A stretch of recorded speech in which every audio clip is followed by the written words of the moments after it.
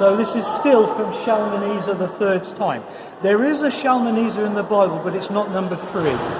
But it doesn't matter, because number 3, with his artifacts, fills in stuff to do with biblical history. So it works the other way. This is from his palace. It's called the Black Obelisk for obvious reasons. In it, Shalmaneser records how kings from other lands came to visit him and bring him loads and loads of goodies. So in other words, they're doing trade deals, peace treaties, whatever it is, to keep the king happy. Because you go and see him, that puts him at the top, right? Think of Solomon, Queen of Sheba. She came to see him, not the other way round. Everybody went to see Shalmaneser at this time.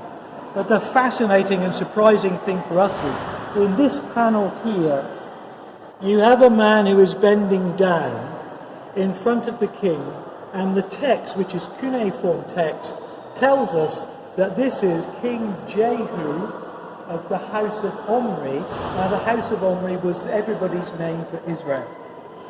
So this is Jehu, who is bending down. You'll notice the people with him have fine, elaborate clothes on.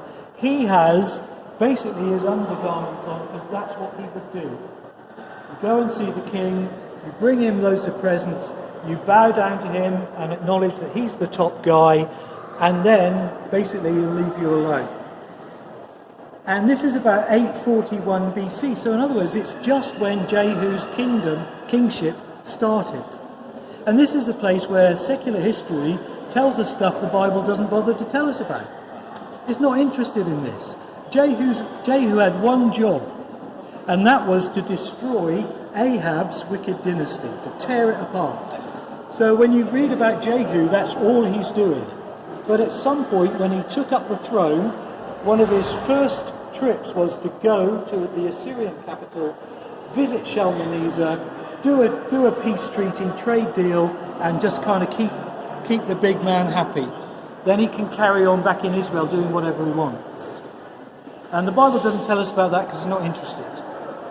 But it is interested in the destruction of Ahab's dynasty, which it gives us great detail. And if you think about it, Book of Kings and Chronicles and so on, talking about all those biblical kings, what do most of them get?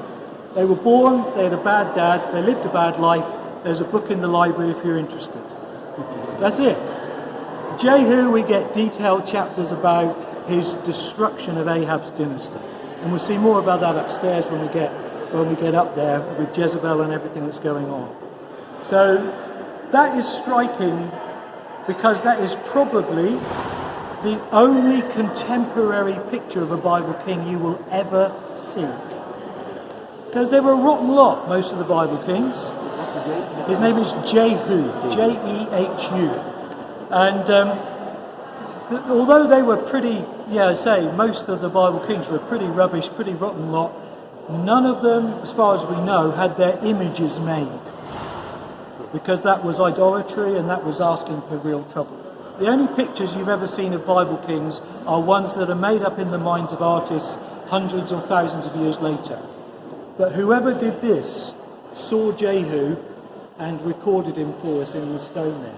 That's a striking thing, isn't it? I say probably because there is at the moment a little carving of a king from Judah that's been found, and not quite sure who it is, where it's from, so it might turn out to be contemporary, it might not.